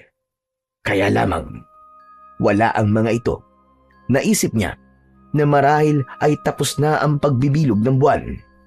Kaya hindi na uli babangon sa kanilang libingan ang mga aswang na amalanig, kundi matatagalan pa. Mahimbing ang naging pagtulog ni Jericho ng gabing yun. Tila mahaba ang naging pagtulog niya. Gumising siya kinabukasan upang maghanda ng kanyang pagkain. Pagbangon niya sa higaan, ay ganun na lamang ang pagtataka niya dahil wala siyang suot na anuman. Ang suot niyang damit bago siya natulog ay nasa tabi ng kanyang higaan at sira na ito. May kakaiba sa kanyang pakiramdam. May pagbabago sa kanyang pagkatao. Nagmamadaling bumangon si Jericho. Humanap ng salamin sa loob ng kubo. Kaya lamang ay wala siyang makita. Pinagmasdan ng kanyang kamay, paa at hinaplos-saplos ang kanyang muka. Tama ang kutob niya. May pagbabago nga sa kanyang katawan. Kumuha siya ng tubig at inilagay yon sa isang maliit na palanggana. Nang mapuno yun, ay tinignan ang refleksyon ng muka sa tubig. Hindi siya makapaniwala sa kanyang nakita. Ibang-iba na siya. Malaki ang kanyang ipinagbago. Teka, ano to? Ano to nangyari sa akin? Bigla akong lumaki ah. Isa na akong ganap na binata. Paano nangyari to? Hindi alam ni Jericho ang sagot sa mga tanong na yon. Isang kababalaghan na hindi niya kayang ipaliwanag. Isa lang ang naging sagot sa isip niya. Ang mutya ng pusong bato. Yun ang nagpabago ng lahat sa kanya. Agad niyang hinanap kung saan naroon ang mutya ng pusong bato. Nakita niya yon sa nasirang short at kinuha. Dahil nakahubad si Jericho, humanap siya ng masusuot na damit mula sa mga gamit ni Lolo Erto. Nang makita niya yon at makapamili siya, ay isinuot niya kagad. Hindi niya maintindihan kung ano ba ang kanyang mararamdaman ng mga pagkakataong yun. Kung malulungkot ba siya na wala na ang pagiging bata niya, o kaya naman ay matutuwa siya dahil ngayon ay isa na siyang ganap na binata. Lumapit siya sa malaking bato na si Lolo Erto. Kahit para sa kanya ay imposibleng marinig siya nito, ay kinausap pa rin yun ni Jericho. Lolo Erto, Naguguluhan po ako sa nangyayari sa akin. Pero wala na po akong magagawa kundi tanggapin ang naging kapalaran ko. Sana nga po tama ka na makakabuti sa akin na tinanggap ko ang mutya ng pusong bato kasama ng tungkuling nakadikit dito. Handa na si Jericho na iwan ang lugar na yon. Nais niyang bumalik sa lugar kung saan siya galing. Lalabas na sana ng bahay si Jericho, taglay ang bagong katauhan. Nang makita niyang biglang merong nagliwanag sa loob ng bahay, nasilaw ang binata sa liwanag na nagmumula sa baston ni Lolo Erto. Ang baston ni Lolo Erto? Bakit nagliliwanag? Dinampot ito ni Jericho. Nang mahawakan niya ito, ay tila merong kuryente na pumasok sa kanyang katawan. Waring ipinahihiwatig ng baston na kailangan dalhin siya ni Jericho. Kaya wala itong nagawa kundi dalhin sa kanyang pag-alis ang baston na dating pagmamay-ari ni Lolo Erto. Habang binabagtas ni Jericho ang daan pabalik sa lugar na pinagmulan niya sa Baryo Dampit, bumabalik sa kanyang alaala ang lahat ng masasakit na nangyari. Ang naging kalupitan sa kanya ni Lola Mengay. Umanim sa utak at puso niya ang masasakit niyang pinagdaanan. Kahit minsan ay hindi niya naramdaman ang pagmamahal ng matandang babae na kinilala niyang lola. Nagkaisip siya na walang ibang naranasan kundi ang pananakit at pagpapahirap. Buong akala niya noon, ganun lang talaga ang kanyang lola. Hanggang nagkaroon nga siya ng ideya na posibleng hindi siya tunay na apo ng matanda. Bagay naman na sinang-ayunan ng mga taong nakapaligid sa kanya. Ngayon, sa kanyang pagbabalik bilang isang Jericho na hindi napaslit kundi binata na at may lakas na taglay, ay nabuo sa isipan niya ang isang masamang plano. Yun ay ang balikan si Lola Mingay upang gantihan. Gusto niyang iparamdam sa matandang nagmalupit sa kanya ang sakit na ipinadanas nito sa kanya noon. Lalo na't hindi siya makikilala nito dahil ibang-iba na ang kanyang itsura. Hindi na siya bata gaya nang umalis siya sa poder nito. Una niyang pinuntahan ang kaibigang si Gomer. Ibig niyang makita ang kaibigan na alam niyang sabik din siyang makita. Nasa harap ng bahay si Gomer at may ginagawa. Tinawag niya si Gomer. Tumingin sa kanya ito na may pagtataka. Naisip ni Jericho na hindi nga pala siya makikilala ng kaibigan dahil hindi na siya ang dating Jericho na isang bata. Tinatawag mo ako? Sino ka ba? At bakit kilala mo ko? Ha? Kwan, narinig ko lang na yun ang tawag sa'yo ng Tatay Doming mo. Kaibigan ka ba ng tatay ko? Hindi naman. Nandyan ba siya? Umalis ang tatay ko eh. Ano bang kailangan mo? Humahanap kasi ako na matutuluyan eh. Kung meron kang alam, meron lang kasi akong aasikasuhin dito sa baryo nyo. Hindi ko alam kung papayag si Itay na dito ka sa bahay namin. Pero yung maliit na kubo na yon na pinaglalagyan ng mga tuyong kahoy, pwede ka ron. Yun ay kung okay lang sa'yo. Aba, oo naman, pwede ako dun. Ano nga palang pangalan mo? Jerry. Tama, Jerry ang pangalan ko. Kilala mo na ako, di ba? Oo naman, Gomer. Salamat ah. Doon na muna ako sa itinuro mong kubo. Tumalikod na si Jericho. Sinundan siya ng tingin ni Gomer. Nakakunot ang noo nito na tila may pagtataka. Kaya naman, napakamot na lamang ito sa kanyang ulo. Ikaw naman na bata ka, pambihira. Basta ka na lamang nagpapatuloy dito sa atin. Tay, Hindi naman po dito sa bahay natin eh. Doon po siya sa kubo sa labas. Kahit na ba eh. Baka mamaya masamang tao yun. Kung anong gawin sa atin. Mukha naman pong mabait siya eh. Saka para po bang matagal ko na po siyang kilala. Paanong parang matagal mo nang kilala? Eh ngayon mo lang naman siya nakita. Pakiramdam ko lang po. Naalala ko tuloy sa kanyang kaibigan kong si Jericho. Kasi po, may pagkakahawig sa kanya eh. Yun nga lang po, kaedad ko si Jericho. Siya po, binata na eh. Sana nga, hindi siya masamang tao. Samantala, unang gabi doon ni Jericho sa kubo, malapit sa bahay ng kaibigang si Gomer. Malalim at tahimik ang gabi ng pagkakataong yun. May kakaibang naramdaman si Jericho at may mga ingay siyang narinig. Bumangon siya sa kanyang pagkakahiga sa loob ng kubo at nakita niya may mga kakatwang nilalang na paikot-ikot sa labas ng bahay ni Gomer. Hindi siya maaaring magkamali. Mga aswang ito na may pinaplanong masama. Dali-dali siyang lumabas ng kubo.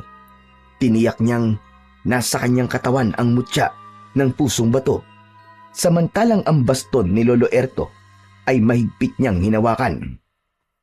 Pinuntahan nga ang aswang na naroon sa bahay ng kaibigan. Hoy! Mga pangit na aswang! Kung ayaw niyo may masamang mangyari sa inyo, umalis kayo dyan! Huwag niyong guluhin ang mga tao nagpapahinga dyan! Galit na bumaling kay Jericho ang mga aswang. Umuungol at ibinuka ang malaking bibig. Naghahanda sila upang sugurin ang binata. Aba, gulo ba ang gusto nyo? Sige, lumapit kayo. Tignan natin kung hanggang saan ang yabang yung mga halimaw kayo. Sige, sugod! Hindi pa natatapos sa kanyang sinasabi si Jericho, ay halos sabay-sabay na sumugod sa kanya ang mga aswang na naroon. Subalit isang malakas na hataw ng baston ang ipinatikim niya sa mga aswang na umaatake. Lumalagutok kapag tinatamaan ng baston ang halimaw na sumusugod sa binata. Nagiging solidong parang adobing bato ang hawak na baston ni Jericho. Ha! Kala nyo yan ba ang gusto nyo mangyari? O ano? Hindi pa ba kayo aalis? Bumalik na kayo kung saan man kayo galing. Huwag niyong guluhin ang mga naninirahan sa lugar na to. Kung di kayo titigil, titiyakin ko sa inyo. Uubusin ko kayong lahat. Pupulbusin ko kayo.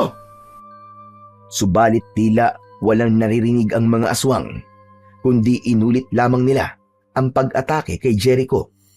Sa muling pagsugod ng mga aswang, ay tiniyak ng binata na mapapatay na niya ang mga ito.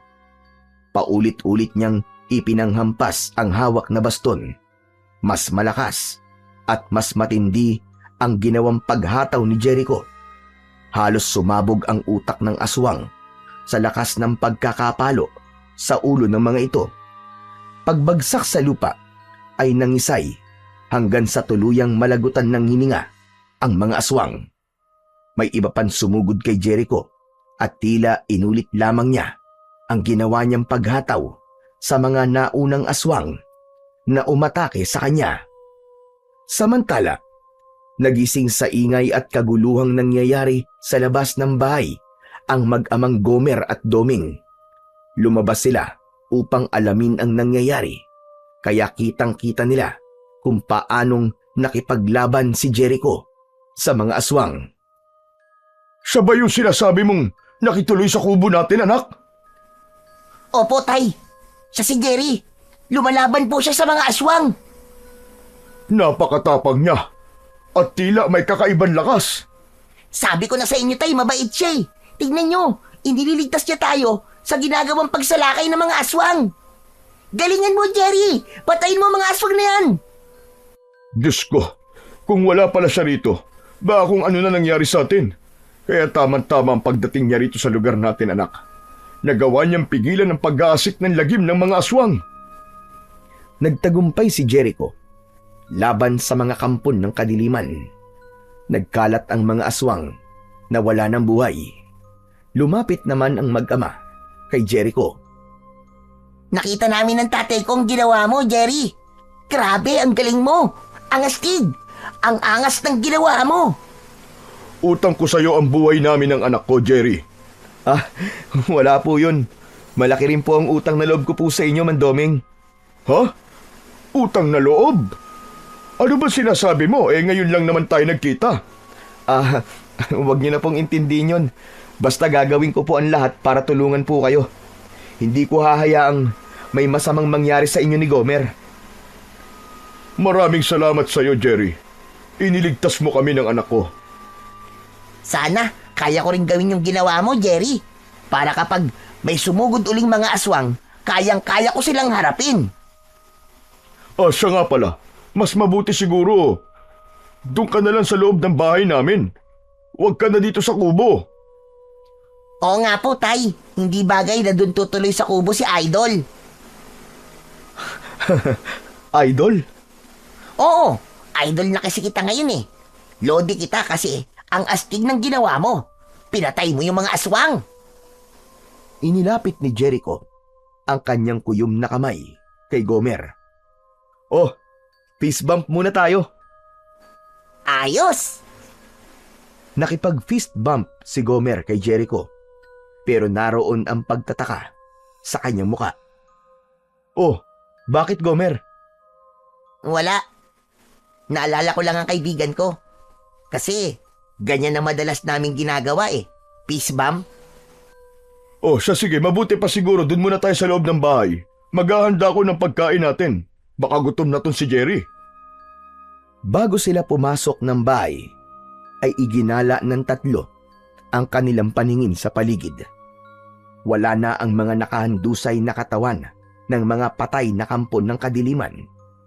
Naglaho na ito at ang hiling sana nila ay wala nang dumating pa. Kinabukasan ay nagpaalam si Jericho kina Mandoming. Nais niyang makita ang kanyang Lola Mingay. Gaya ng ibig niyang mangyari, babalikan niya ito para gumanti sa matanda dahil sa ginawa nitong pagpapahirap sa kanya. Nang marating ni Jericho ang bahay ni Lola Mingay, ay may mga pagbabago na ito. Marumi ang labas ng bahay, hindi na halos nalilinisan. Tumawag siya, subalit walang sumagot. Inakala niya na walang tao dahil kabisado niya ang sarahan ng pinto, kaya nagpunta siya sa kusina upang doon dumaan. Nakapasok sa loob si Jericho, ngunit mali ang kanyang akala. Merong tao sa loob. Naroon si Lola Mengay, nakahiga sa isang makitid na kawayang kama. Tila may sakit ang matandang babae. Sino ka? Anong kailangan mo dito? Teka, bakit ganyan ang itsura niyo? Sino ka ba? Ano bang pakialam mo sa akin?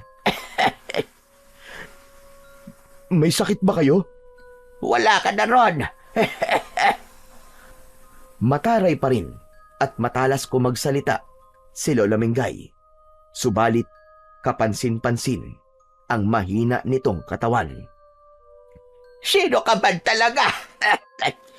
Kasama ka ba ng mag-asawang aswang na pumunta dito? Kung inaakala mong mapapatay mo ako, nagkakamali ka. Aswang? May aswang na pumunta dito? Oo, at kung kasama ka nila at inutusan kang patayin ako, hindi mangyayari yon. Mabibigo kayong patayin ako. Nagkakamali kayo. Hindi nila ako kasama. Pero, maaari ko bang malaman kung bakit ka pinuntahan ng aswang at gusto kang patayin? Mahabang kwento. Makikinig ako. Bakit ko naman sasabihin sa'yo? Kung gusto mong tulungan kita para hindi ka naguluhin pa ng mga aswang na sinasabi mo, kailangan ko malaman ang dahilan. Hindi alam ni Lola Mengay, pero nakumbinsi siya ni Jericho para magkwento. Wala siyang kamalay-malay na ang binatang kanyang kaharap ngayon ay ang batang kinupkup niya na kanyang pinagkaitan ng pagmamahal at pinaranas ng kanyang kalupitan.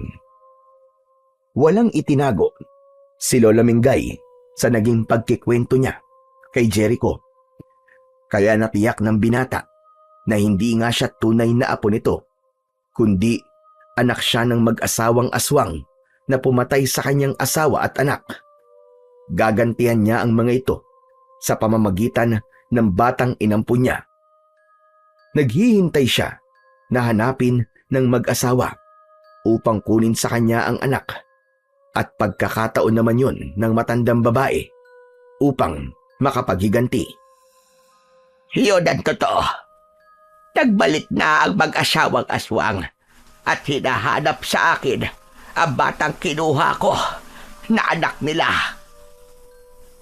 Nasaan na ang batang sinasabi mo? Nagkukunwaring tanong ni Jericho kay Lola Mingay. Iniwan na ako.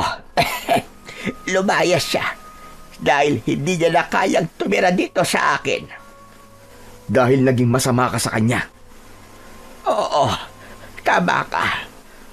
Alam kong mali ang ginawa ko. Kaya lamang malaki ang kasalanan ng mga magulang niya sa akin. Pinatay nila ang pamilya ko. Dahil sa mutya na ibig kunin sa akin, nagbalik sila para kunin ang bata at maging ang mutya. Nasaan ang mutyang sinasabi mo? Ibinaon ko yon. Kaya lamang, hindi ko alam kung saan ko naibaon. Pero bago dumating ang mag-asawang aswang, ay nagkaroon ako ng panaginip. Napanaginipan ko ang lugar kung saan ko yon ibinaon. Kaya nakita ko uli yon. Nahukay ko sa tamang lugar. Hawak mo na uli kung ganun? Oo. Kaya nga hindi ako basta mapapatay ng mag-asawang aswang na nagpunta dito. Isa pa, kailangan pa nila ako ng buhay para maibalik si Jericho sa kanila. Pero hindi ko na alam kung nasa na ang batang iyon. Masama ang loob sa akin ni Jericho dahil sa ginawa ko. Pinaranas ko sa kanya ang kalupitan. Natuwa kayong gawin yun sa kanya? Hindi. Kaya lamang, nangingibabaw talaga sa akin ang galit sa mga magulang niya. Pero may pagkakataong nasasaktan din ako kapag umiiyak at nahihirapan ng gusto ang bata. Kaya nga tama rin umalis siya rito para hindi ko na rin siya magawan saktan. Ang gusto ko nalang gawin ngayon ay makaganti sa mag-asawang aswang. Alam kong hindi nila ako titigilan. Sayang. Dahil minahal ka ng batang pinahirapan mo. Paano mo na lamang mahal ako ni Jericho? Sabi mo nga, di ba? Matagal mo siyang nakasama. Kahit sinasaktan mo siya, ay nagtitiis siya. Ayaw kanyang iwan. Oo. Kaya lamang, nagsawa na rin at napagod. Kaya iniwan niya na ako. Kasalanan ko yon. Pero makakabuti sa kanya na hindi siya makuha ng kanyang mga magulang dahil magiging kauri lamang niya ang mga ito. Magiging aswang din siya dahil sa pagsapit ng tamang edad niya ay ipapasa sa kanya ang pagiging aswang. Yun ba ang plano nila sa kanilang anak? Tama ka. Kaya dapat lang na hindi nila makita si Jericho. Pero kung nandito siya ngayon, may sasabihin ka ba sa kanya? Oo, meron. Gusto kong humingi ng tawad kay Jericho. Pero wala na siya rito. Hindi niya na maririnig yun. Pinagsisisihan ko ang ginawa ko sa kanya. Lahat ng pagpapahirap ko sa kanya. Lalo na ngayong nangihina na ako. Gusto ko bago man lang ako mawala, ay makahingi ako ng tawad sa kanya. Tila tumagos sa puso ni Jericho ang mga sinabi ni Lola Mingay. May kurot siyang naramdaman dahil batid niyang totoo ang sinasabi nito. Hindi niya akalain na kahit naging malupit sa kanya ang matandang babae, ay may awa pa rin siyang nararamdaman para dito. Dahil sa mga sinabi at nakita niyang kalagayan ngayon ng matandang si Lola Mingay, ay tila may naging pagbabago sa nararamdaman ng binata. Aalis na lang siya at wag nang ituloy pa ang kanyang planong pagganti dito. Sa kalagayan niya ngayon na nanghihina, ay lalo lang magiging miserable ang buhay ni Lola Mingay kung gaganti pa siya. Papalabas na siya ng pinto nang magsalita ang matandang babae. Kung sino ka man at magkaroon ka ng pagkakataon na makita ang apo ko si Jericho, iparating mo sa kanya na gusto ko siyang makausap bago man lang ako bawian ng buhay. Tango na lamang ang naging tugon ni Jericho. May kurot yun sa puso niya. Subalit nang papalabas na siya ng pintuan, ay may nakasalubong siyang mag-asawa na papasok ng bahay. Teka, sino kayo? Ikaw, sino ka naman? Sinilip ko lang ang kalagayan niya. Ilang araw na kasi siyang hindi lumalabas ng bahay eh. Ang dapat sa matandang yan ay mamatay na. Malaki ang kasalanan niya. Teka. Galit kayo sa kanya? Oo, dahil sa atraso niya sa aming mag-asawa. Andito na naman kayo. Hindi niyo ba talaga ako titigilan, Oscar? Hindi, dahil kailangan magbayad ka sa ginawa mo sa aming anak. At dapat mo na rin ibigay sa amin ang mutya. Hindi ko yun ibibigay sa inyo dahil gagamitin niyo lamang yun para sa lalo pang kasamaan niyo. Kung ganun pala, Lola Mingay, siyang mag-asawang gustong pumatay sa inyo? Ang mag-asawang aswang? Oo, tama sila nga. Kaya wag mo kong iwan, binata. Tulungan mo ako. Huwag kang makikialam dito kung ayaw mo madamay sa galit namin sa kanya. Eh paano ba yan? Nandito ako. At hindi ko hahayaang may gawin kayong masama kay Lola Mingay. Pagbabayarin namin siya sa kasalanan niya. Pero ang sabi niya sa akin, kayo ang nauna. Pinatay niyo ang kanyang mga mahal sa buhay. Dahil matigas ang ulo niya, hindi niya ibinigay ang mutya na kailangan namin. Kaya pinatay namin ang asawa at anak niya. Pero ninakaw naman niya ang anak namin. Kinuha ko nga ang anak niyo, pero inalagaan ko siya. Siguro nga, di ko siya nabigyan ng pagmamahal, pero hindi ko siya pinatay. Pero wala na ang bata sa'yo. Pinabayaan mo siya. Kaya dapat talagang mamatay ka na. Tutal, hindi mo masabi kung nasaan ang anak namin. Kung sakaling alam ko, hindi ko rin sasabihin sa inyo dahil magiging kauri niyo lamang siya. Magiging aswang siya at magiging masamang katulad ninyo, mga kampo ng demonyo. Ang dami mo sinasabi. Ang dapat sa'yo'y manahimik na. Biglang nagbago ang anyo ng mag-asawa. Naging mga aswang. Nakakakilabot ang itsura ng mga ito. Kitang-kita yun ni Jericho. Ikaw, binata, huwag kang makikialam kung ayaw mo madamay ka at maging ikaw ay mamatay sa mga kamay namin. Sabi ko nga sa inyo, huwag niyong sasaktan si Lola Mingay dahil ako makakalaban niyo. Talaga palang palaban ka, ha? Gusto mo pang ipagtanggol ang matandang ito?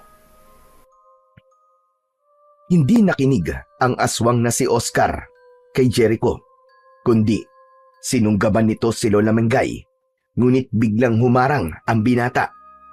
Agad ginamit ang hawak na baston at ipinalo yun sa katawan ng lalaking aswang.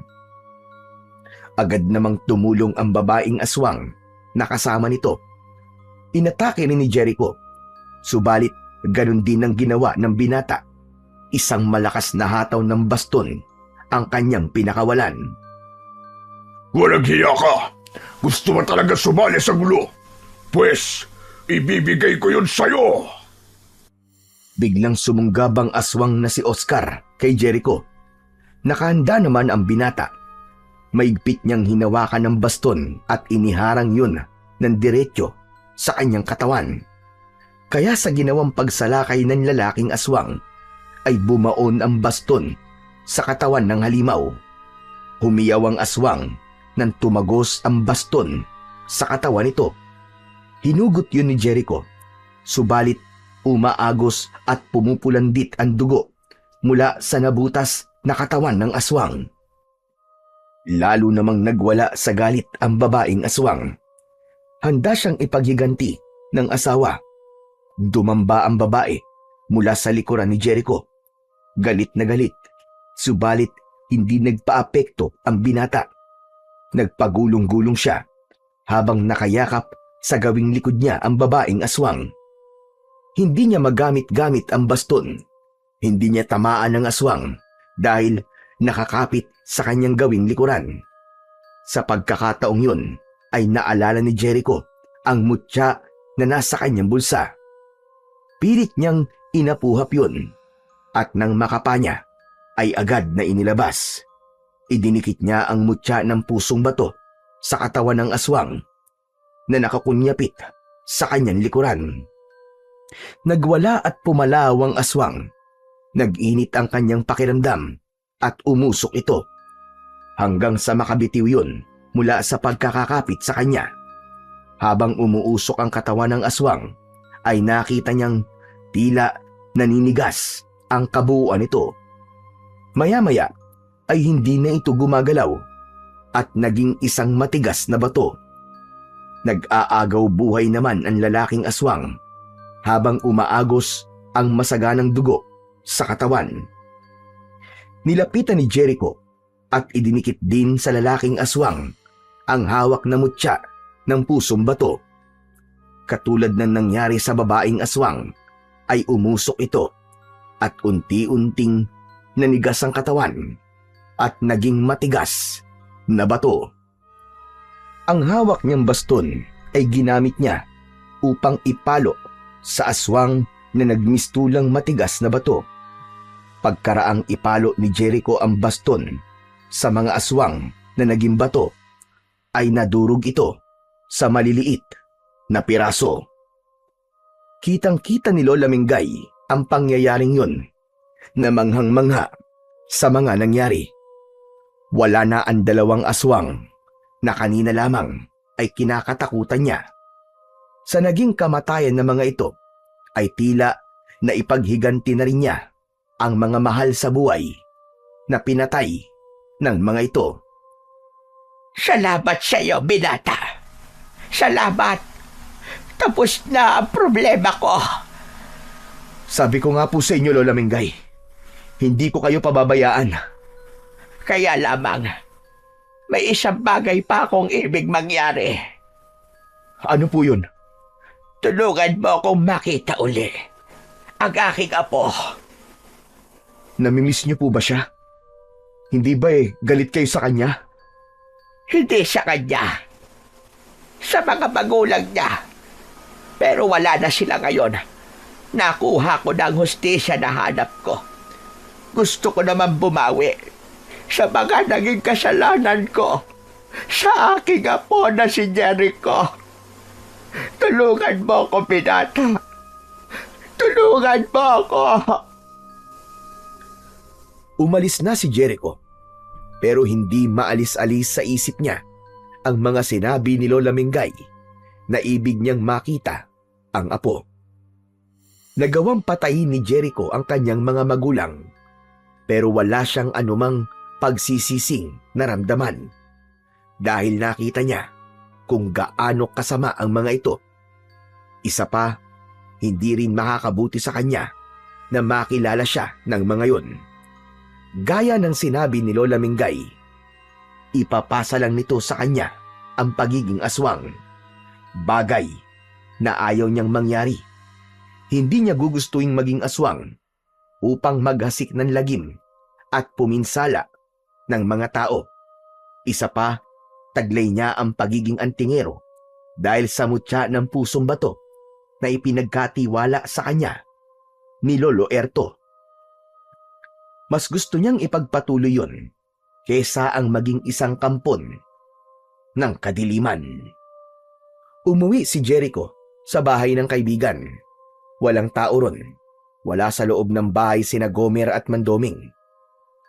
Dahil pagod sa mga nangyaring pakikipaglaban, ay nakatulog si Jericho sa upuan sa sala ng bahay. Hapon na nang dumating ang mag-ama. Alam nilang naroon ang kanilang bisita dahil hindi nakakandado ang pintuan. Sa pagpasok ni Gomer sa loob ng bahay, ay ganun na lamang ang gulat niya at agad na napasigaw. Sabay tawag sa kanyang ama. Itay! Itay, halika, dalian mo! Itay! Nagmamadaling pumasok ng bahay si Mang Doming.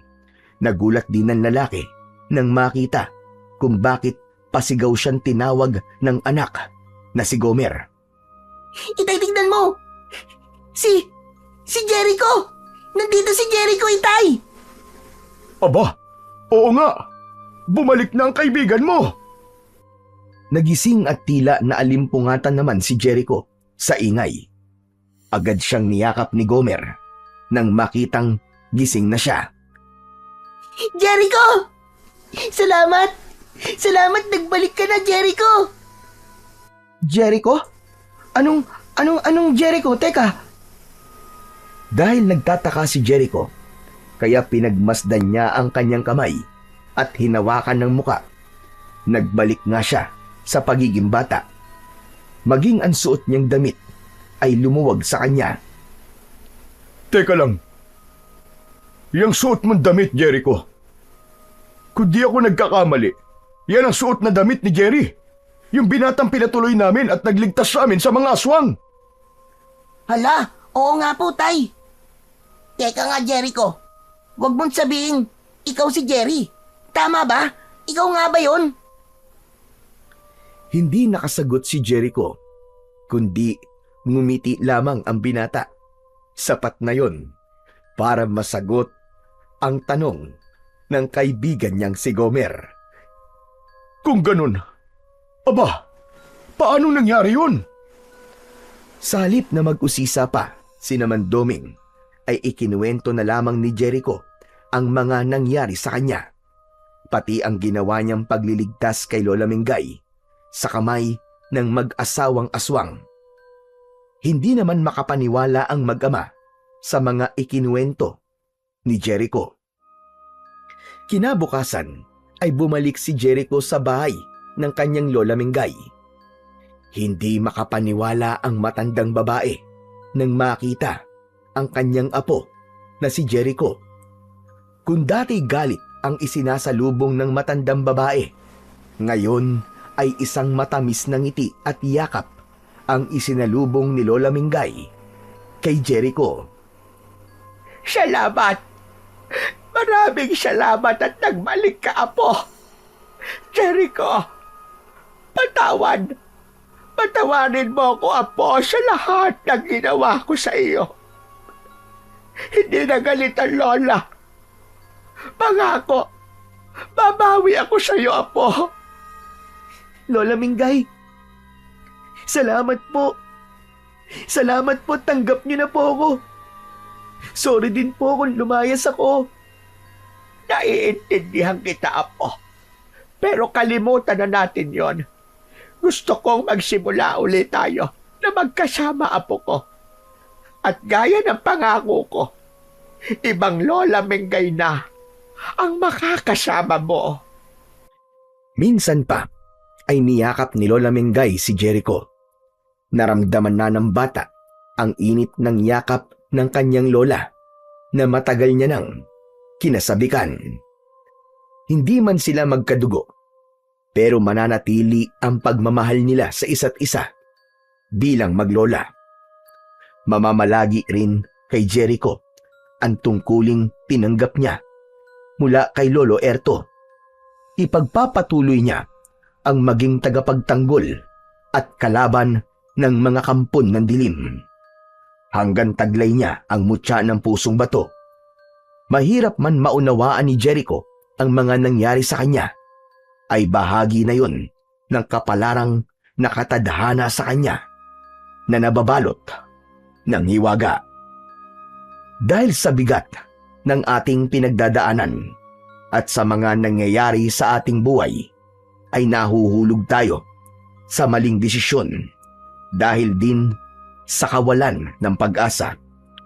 Subalit ang lahat ng ito ay maaaring magbago kung paiiralin natin ang tunay na laman ng ating puso at magbibigay ng pagkakataon upang magpatawad at paiiralin ang pagmamahal sa ating kapwa.